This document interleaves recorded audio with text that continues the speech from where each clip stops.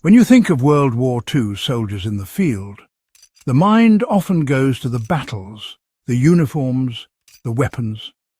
But what's often forgotten is that these men were fighting and surviving in some of the coldest, most brutal winters on record. The Russian front saw temperatures plunge far below freezing. The Ardennes offensive left soldiers shivering in foxholes with nothing but thin blankets. Even in the Mediterranean, damp winter nights could sap strength as quickly as any wound.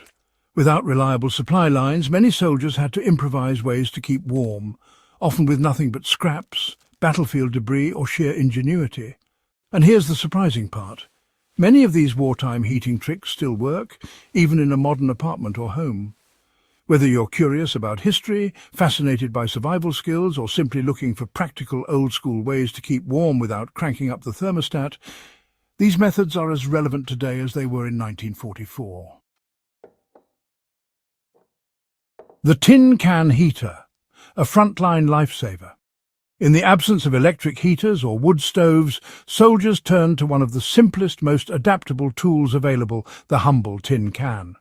By packing a large can with sand or soil and soaking it with fuel such as kerosene, alcohol, or even salvaged cooking grease, they created a small, contained burner that could radiate heat for hours.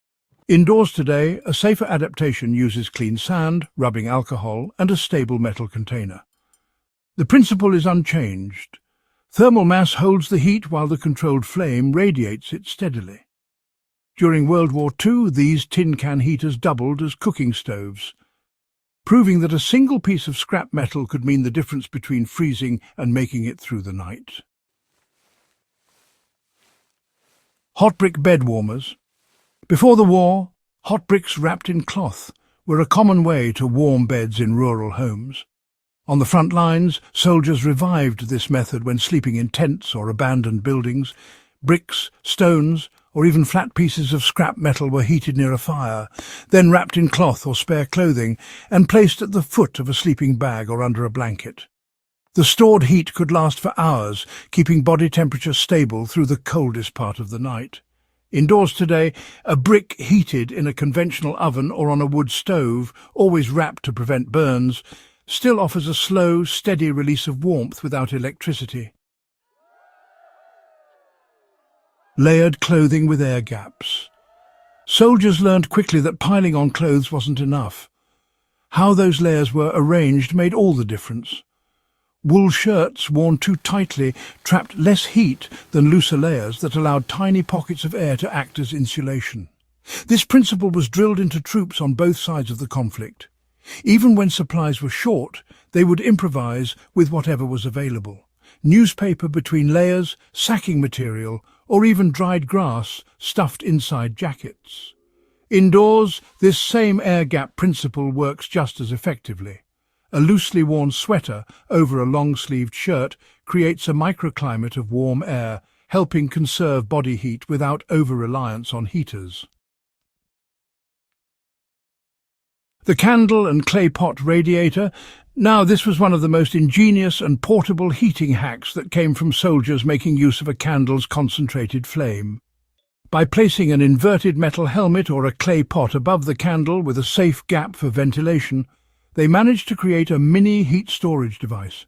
The metal or ceramic would absorb the candle's heat and then slowly radiate it outward, warming a small space without an open flame exposed to drafts.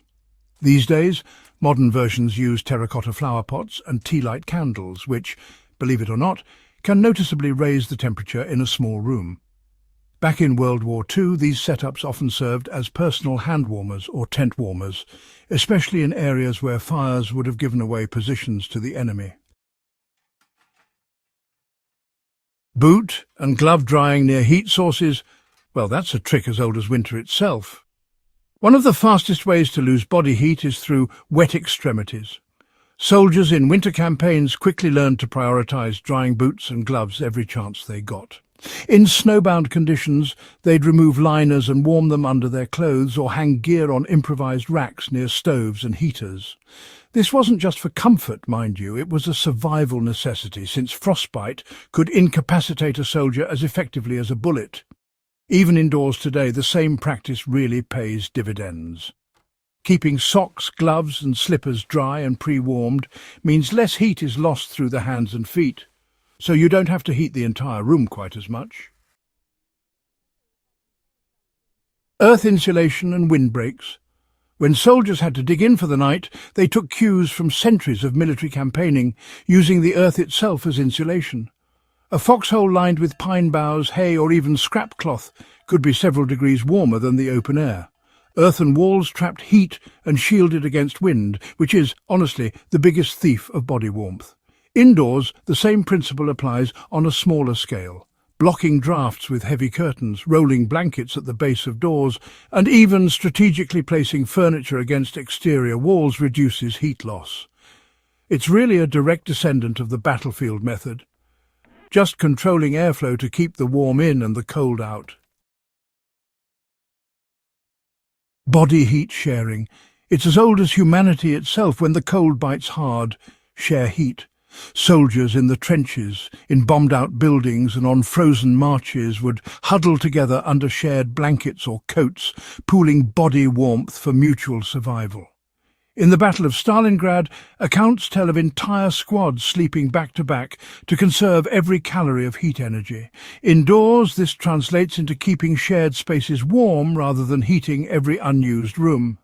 By concentrating people, and therefore body heat, in one area, you can achieve greater comfort without high energy use, exactly as those soldiers did under far harsher conditions. Soup, tea, and internal heat. Not all heating in World War II was external. Soldiers understood that hot food and drinks were critical for maintaining core temperature. A tin of broth, tea brewed from whatever leaves could be found, or coffee heated over a makeshift stove was more than morale, it was survival. The warmth from within helped stave off hypothermia, and the act of holding a warm mug gave hands a vital reprieve from the cold. Indoors, this is one of the easiest and most satisfying heating tricks to borrow. Regular hot drinks throughout a cold day keep the body's furnace working efficiently, reducing the temptation to overheat the room. Why these methods endured? What's striking is that none of these World War II heating tricks relied on modern infrastructure. They were born from necessity when fuel was scarce, supply lines unreliable, and the stakes measured in lives. Soldiers adapted what they had into devices and habits that made harsh winters survivable. Today, in an age of central heating and climate control, these methods might seem quaint, but they remain as effective as ever. They work indoors without needing expensive equipment, they're energy efficient, and they connect us to a time when ingenuity meant the difference between comfort and misery, or even between life and death.